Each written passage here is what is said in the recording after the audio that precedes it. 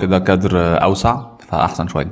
المهم زي ما واضح كده من عنوان الفيديو هنتكلم عن الامتحانات وزنقتها وتعمل ايه عشان تعدي على خير حتى لو ما ذاكرتش ومضيع طول السنه. وهو مش كلام تنميه بشريه وموتيفيشن سريع واقول لك بقى قوم يلا عاش اشتغل واثبت لهم ومش عارف ايه والكلام اللذيذ والجميل ده. هو حلو ولكن هو تحفيز هيخلص منك بعد تلت ساعه وبعدها بقى تهبط وتحبط وهكذا. مش ده اللي احنا عاوزينه دلوقتي خالص. احنا محتاجين دلوقتي نبني التزام الكام ساعه الجايين دول او الكام يوم الجايين دول، فمحتاجين ان احنا نستغلهم علشان نحقق اكتر من العادي في الوقت ده. فيعني انا جاي لك بخطوات عمليه فعلا تعرف تعملها وتحافظ عليها وتفرق معاك. فيعني خليك معايا وكمل الفيديو الاخر. يعني هو عادي اصلا يا عبد الله الكلام ده ابقى مضيع طول السنه واعدي وانجح واجيب تقدير كمان؟ عادي جدا وينفع، ولكن يعني هو محتاج اعصاب من حديد واجتهاد التنين حرفيا علشان انت تعرف تعمل حاجه زي دي في الوقت المضغوط اللي متبقي لنا ده. مش عاوز حد بيزهق بسرعه بيمل وبيمسك التليفون اكتر ما بيتنفس اصلا ويقعد بقى يضيع وقته وهكذا. لا، فكك خالص من الكلام ده ولازم التزام من حديد الكام يوم دول او على الاقل ليله الامتحان. يعني لو انت امتحانك خلاص بكره او انت دي ليله الامتحان يعني. اما لو لسه معاك شويه وقت حتى لو بسيط فانت فرصتك اكبر في تحقيق ده وانك توصل للنجاح باذن الله. على فكره كلنا مجربين الحوار ده، وهو انك تبقى مزنوق في ماده ليله الامتحان ومضيع خالص وما تعرفش عنها حاجه، فربنا يكرمك ليله الامتحان وتقعد على الماده دي وتجتهد وتذاكر وتجيب اخرك فعلا فتعرف تلمها وتلحق وتنجح بل وتجيب تقدير كمان. فاحنا معانا 3 انواع من الطلاب دلوقتي. يا اما انت طالب مذاكر كويس جدا من اول السنه ومركز ومش سايب اي حاجه والدنيا معاك تمام على الاخر، فغالبا يعني الطالب ده مش معانا دلوقتي وما بيتفرجش علينا، هو قاعد بيذاكر بقى. والشخص الثاني هو شخص عادي بيذاكر نص نص، يعني هو فايته حاجات وضيع شويه ولكن يعرف عن المنهج وعاوز يحقق حلمه او يجيب تقدير معين للمرحله اللي هو فيها دي. فده معانا، خليك انت معانا للاخر. النوع الثالث بقى وده الضيع خالص اللي هو ضاربها صرمه ومضيع ومش فاهم اي حاجه وجي يفتكر دلوقتي ان في امتحان ومفيش حاجه على لسانه غير ان يا ريتني كنت ذاكرت من اول السنه والكلام ده.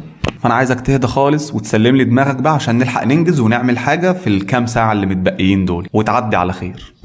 خلينا بس متفقين ان ال3 انواع دول مش هيجيبوا زي بعض في المجموع، ولكن عادي يقدروا ينجحوا ال3 عادي لو ركزوا الفتره دي كويس وحاولوا يركزوا في اللي هندردش فيه دلوقتي ويطبقوه وما يفكروش غير في المذاكره بجد ويسيبوهم من التشتت واللعب والهرس والكلام ده كله. ان شاء الله يعني تقدر تعمل حاجه. يعني انا مش هضمن لك ده ولكن لو انت التزمت بيه فان شاء الله هتعمل حاجه. فدي اول مره انا بطلب منك تجيب ورقه وقلم وتيجي تكتب اللي هنقوله، لان مفيش وقت بقى تسمعني وانت متوتر ولا وانت خايف ولا وانت قاعد بتاكل ولا وانت ماشي بتعمل حاجه معينه او نايم على السرير. لا يعني قوم هات ورقه وقلم واقعد كده واسمعني وسجل، خد نوت. مفيش وقت انك تبقى تايه، مفيش وقت. الوقت اللي موجود بس للمذاكره. فقوم انجز حالك يلا، مفيش وقت، وهات ورقه وقلم وتعالى.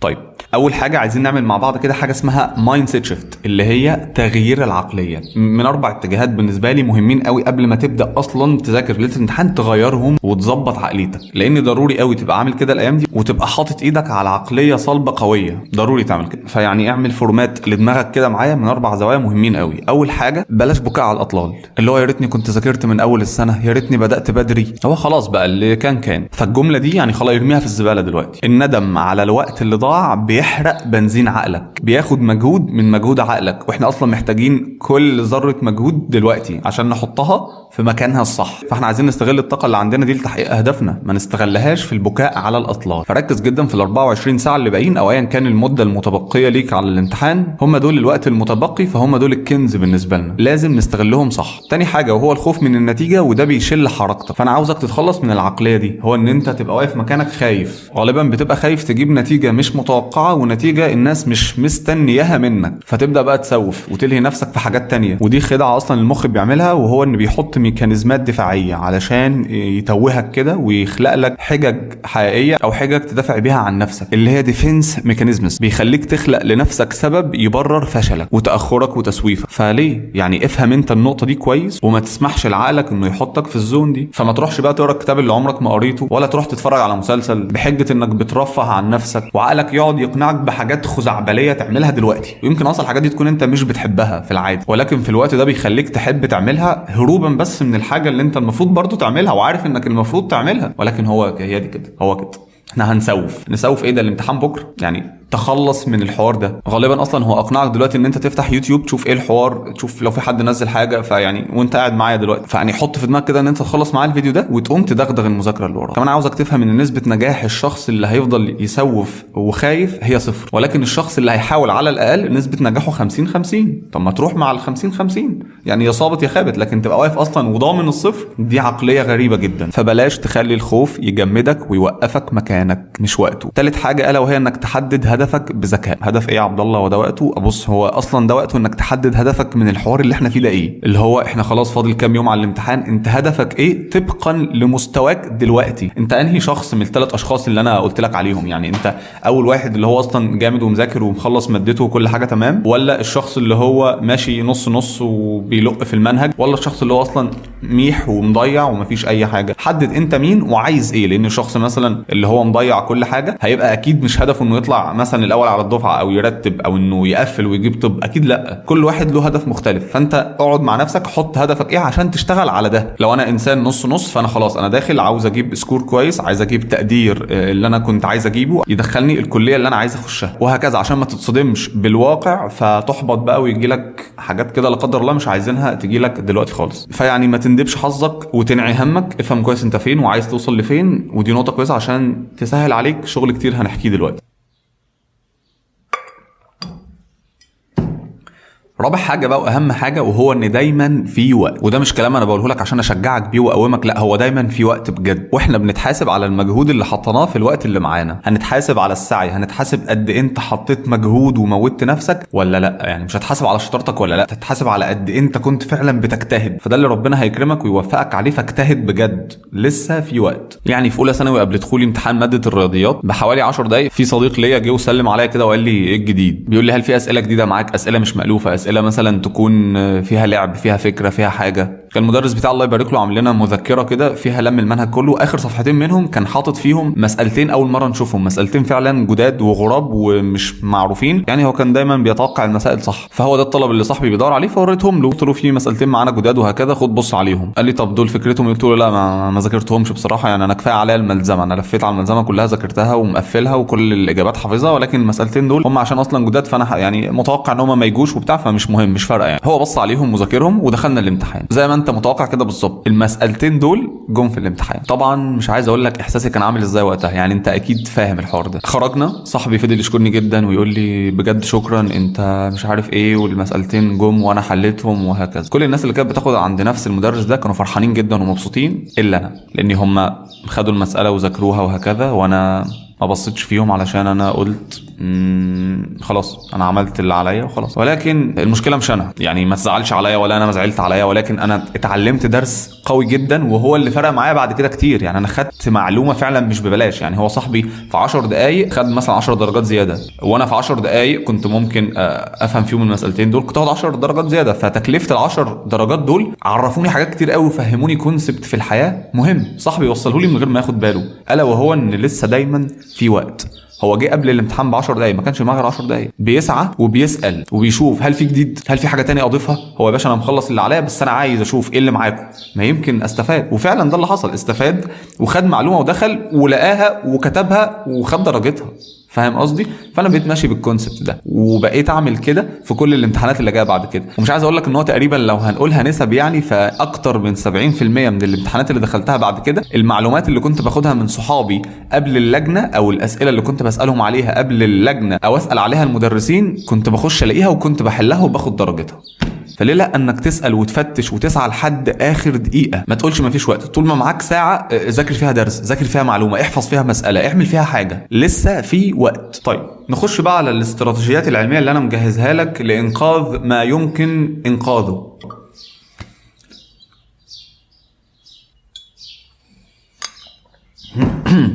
طيب اول حاجه انك تسال مدرس الماده او دكتور الماده ايه انسب طريقه تلم بيها المنهج خلال الوقت المتبقي ده، لانه اكتر حد هيفيدك ازاي تلم المنهج بتاعه في الوقت المتبقي، سواء ساعتين سواء يوم سواء اسبوع. اساله وخد منه كل المعلومات، هو ادرى وهيفيدك في الحوار ده. 2 هو تنظيم طاقتك مع وقتك، تشوف طاقتك المتاحه دلوقتي المناسبه تعمل بيها ايه، تراجع بقى، تحل، تذاكر، تظبط مسائل، تاخد بريك وهكذا. واحنا اتكلمنا عن تنظيم الطاقه مش الوقت ده في فيديو دسم، هسيبه لك فوق هنا في علامه الاي، وهسيبه لك برضه برضه في الديسكريبشن، يعني ممكن تبص عليه بعدين، ازاي تظبط طاقتك طبقا لوقتك. ثالث حاجه بقى قاعده باريتو اللي هي 80/20، لازم تفهمها وتستغلها اليومين دول. هي بتقول لك ان 20% من المنهج هيجي منه 80% في الامتحان، فانت محتاج تركز على ال 20% دول، فتفهم ان المنهج كله مش بنفس الاهميه، ما تقعدش تضيع فيه وقتك. انت مش محتاج تذاكر الكتاب من الجلده للجلده، خلاص ده كان طول السنه. انت محتاج تدور على ال 20% من المنهج اللي يوصلوك ل 80% من الامتحان. فهتقول لي طب وانا اعرف منين يا عبد الله ال 20% اللي في المنهج دول علشان اوصل ل 80% من الامتحان؟ اقول لك ده سؤال حلو جدا وانت كده مركز وفاهم. وده ياخدنا للنقطه الرابعه، الا وهي حل الامتحانات السابقه. مهم جدا وضروري، ما تستهترش قوي بالنقطه دي. امتحانات السنين اللي فاتت ده هاك حرفيا تقدر تعمله علشان تقفل الامتحان. اصلا امتحانات السنين اللي فاتت دي هي الخريطه بتاعتك اللي هتعرفك فين ال 20% في المنهج اللي هيوصلوك لل 80% بتوع الامتحان. فتبدا تبص على الامتحانات الاول، فتشوف المسائل والدروس وهكذا، وترجع للمنهج بسرعه، تذاكر الحاجات دي كويس وتركز عليها. كلها بتبقى شبه بعض باختلافات بسيطه. يعني مره في الكليه خدت ريسك وعملت حاجه مجنونه،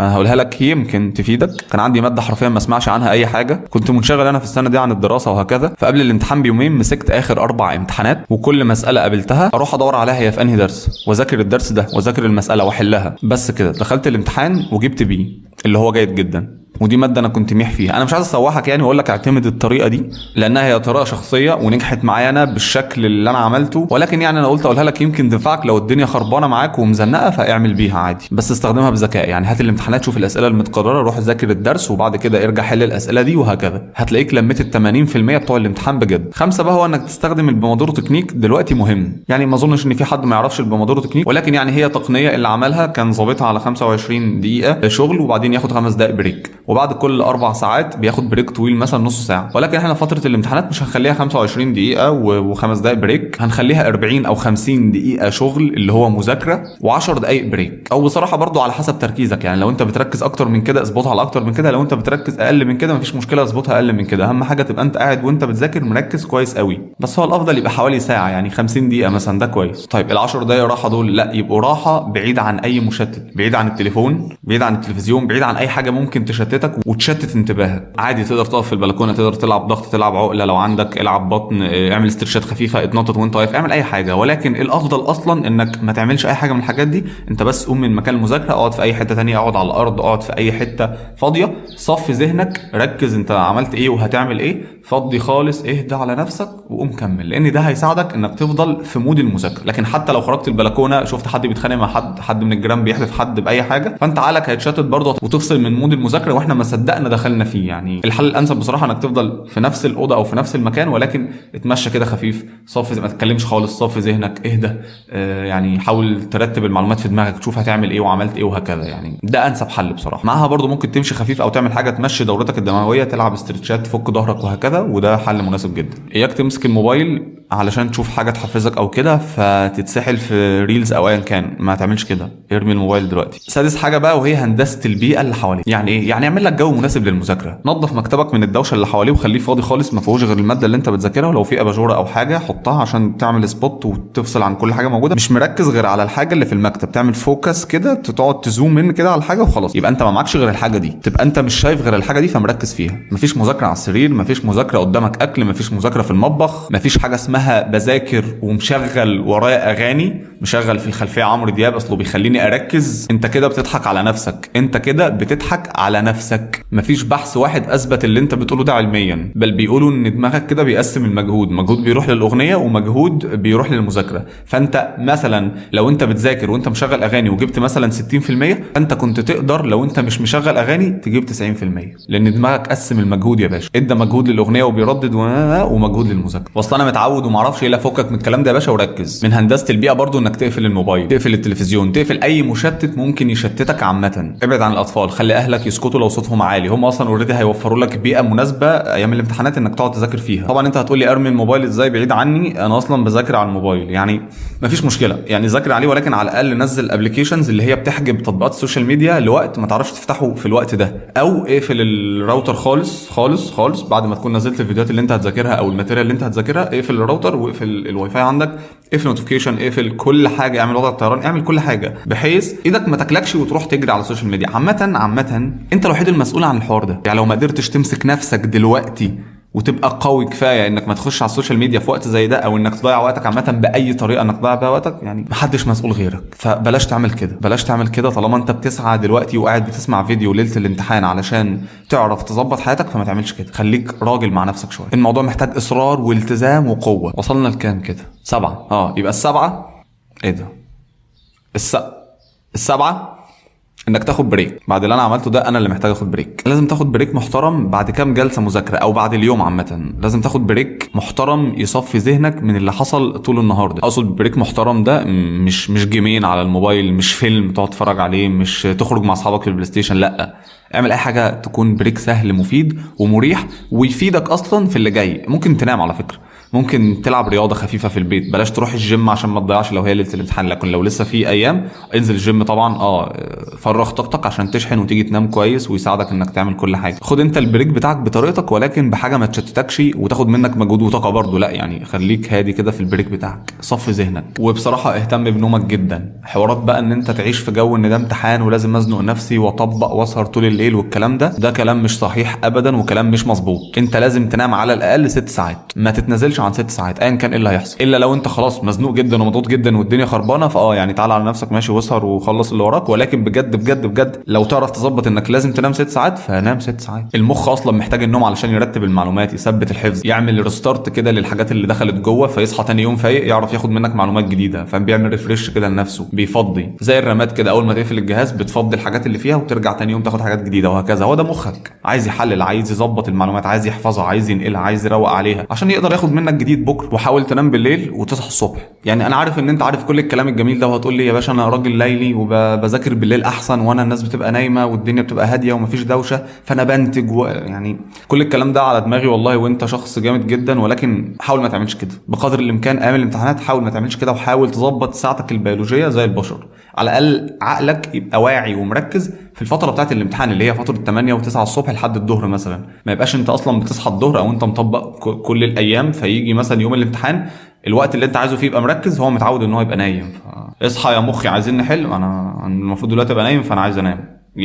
فاهم يعني؟ لا، عود جسمك وكل حواسك ومخك ان انا في الوقت ده احسن تركيز، في الوقت ده لازم تكون معلومه حاضره، في الوقت ده اعرف بسرعه انجز حالي. تاسع حاجه بقى وهي الاكل والشرب والكافيين برضو، هدمجهم كلهم مع بعض. لازم تهتم باكلك فتره الامتحانات دي. يعني دي حاجه ناس كتير بتهملها ولكن ده غلط. يعني انت لازم تهتم جدا باكلك فتره الامتحانات. يعني ايه اهتم باكلي؟ يعني ما تبهدلش الدنيا باكل كتير على الفاضي. ما تقعدش تاكل في طواجن بقى ومكرونه بشاميل ومش عارف ايه، حاجات تخليك تدخل في غيبوبه بعد الاكل. اللي هو خليك خفيف عشان ما تحسش بالخمول او بالنعاس كده وتنام على نفسك. خصوصا ان الاكلات التقيله دي والكربوهيدرات دايما بتخلي جسمك يبقى كسلان وبيميل للنعاس. لا يعني احنا عايزينك تبقى مركز. فانت تقدر تاكل فاكهه، تاكل خضروات، بروتين، مكسرات، دهون صحيه، الحاجات اللذيذه دي حاجات بتديك طاقه مستقره، ما بتبوظش تركيزك وبتخليك تهبط. وكمان حاجه مهمه قوي وهي ان يوم الامتحان ما تجربش اي اكل جديد، ما تدخلش مشروب جديد جسمك. يعني لو انت متعود انك تفطر جبنه افطر جبنه. ما تجيش يوم الامتحان تقرر انك تبقى هيلثي انفلونسر وتقعد تفطر شوفان بالافوكادو. يا صاحبي مش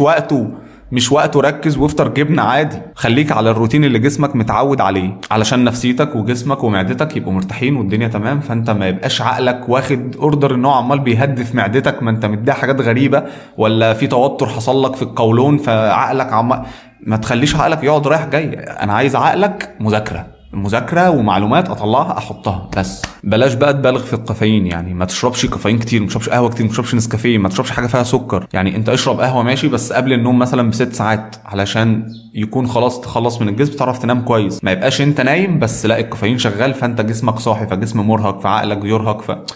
ما تدخلش نفسك في الدوامه دي. انت رايح نفسك على قد ما تقدر. النوم اهم من فنجان القهوه ده. انك تنام ده اهم من انك تشرب كافيين على فكره. قلل سكر ومشروبات سكريه شويه حلوين، لان هي بتديك طاقه عاليه جدا، تزود الانسولين جامد تلت ساعه مثلا وتهبط تاني. فانت محتاج نفس الطاقه تاني عشان تقومك تاني، او طاقه اعلى عشان تقومك وتبقى يعني ليه؟ فاهم يعني؟ اهدى، سيبك من السكر عشان تبقى انت مستقر، تبقى انت المود بتاعك والتركيز تمام هو مستقر. لكن اشرب ميه مثلا، اشرب ميه كويس. الميه حرفيا بتزود تركيز وطاقه اكتر ما انت متخيل، فحافظ على الميه، ليه لا؟ ولو محتاج كافيين جامد فقشطه اشرب قهوه يعني عادي، لكن بلاش مشروبات فيها سكر، خصوصا يعني قبل الامتحان. يعني قبل الامتحان حاول ما تشربش نسكافيه، يعني لو ضروري انك تشرب حاجه اشرب قهوه. ومش هقول لك حاول تفطر او لا، هي على حسب جسمك. لو انت بتفطر بتتعب ما تفطرش، لكن لو انت بتفطر بتبقى كويس ومرتاح افطر. اخيرا بقى يا صاحبي، مش عارف اقول عليها رقم 10 وادخلها معاهم ولا لا، ولكن يعني خلينا نقول رقم 10 عشان يبقوا 10 حاجات تعملهم ايام الامتحان. رقم 10 هو انك ما تقارنش نفسك بغيرك، ما تقارنش نفسك بصاحبك، ما تقارنش نفسك بصاحبك اللي خلص شابتر 4 وانت لسه في شابتر 1،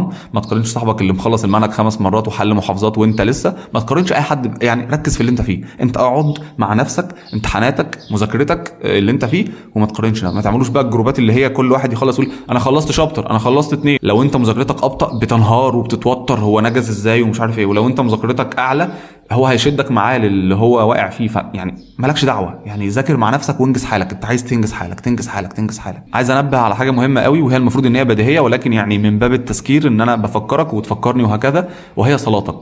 صلاتك مش هتعطلك ابدا عن امتحان ولا عن اي حاجه. اوعى اوعى اوعى اوعى تأخر أو تعطل أو تسيب صلاتك علشان أنت قاعد بتذاكر. يعني من أنهي منطق بتأخر صلاتك أو بتسيبها علشان أنت عليك امتحان فقاعد بتذاكر؟ يعني أنت قاعد أصلا عمال تدعي ربنا تقول له يا رب أنجح، يا رب وفقني، يا رب قدرني، وسايب صلاته اللي هو أنا مش هصلي يا رب بس وفقني. يعني إيه؟ يعني إيه أصلا؟ يعني إيه؟ علاقتك بأبوك وأمك لو سألك سؤال طلب منك حاجة نفذها، ما تتنرفزش، ما تقعدش تقول أنا بذاكر وأنا والكلام اللهبل ده. يعني أبوك وأمك خط أحمر ما فيهاش كلام، ما تخبش. الامتحان مش اهم من رضا ابوك وامك، وده بجد. عاملهم كويس يا اسطى، عاملهم كويس يا اسطى، وتأدب وتعلم. لما يجي يطلب منك حاجه وانت بتذاكر ما تزعقلوش وتقول له يوه ومش يوه والهبل ده. امسك نفسك كده وخليك راجل وقول له بعد اذنك يا والدي انا بذاكر دلوقتي، ممكن لما اخلص اقوم اعمل لك اللي انت عايزه. هو اصلا لو لقاك بتتكلم معاه بالطريقه دي يعني هو هيساعدك جدا. يعني هو ممكن يجي يبوسك اصلا، فاهم؟ فانت خليك مؤدب وتعلم تتكلم معاهم وترد عليهم كويس. بس يعني مفيش حاجه تقريبا عايزك تاخد بالك منها قوي، ولكن افتكر دايما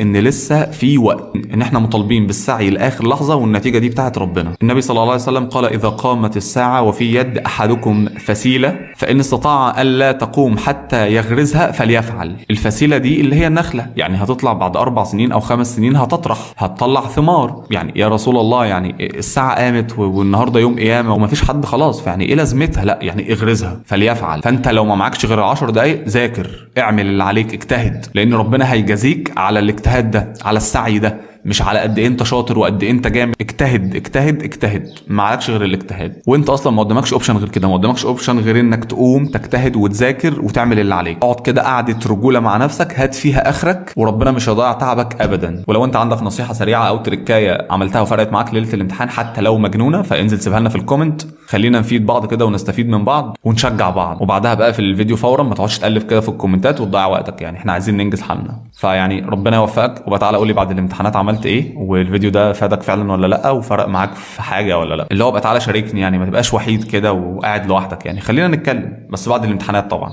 يلا ربنا يوفقك بقى، سلام.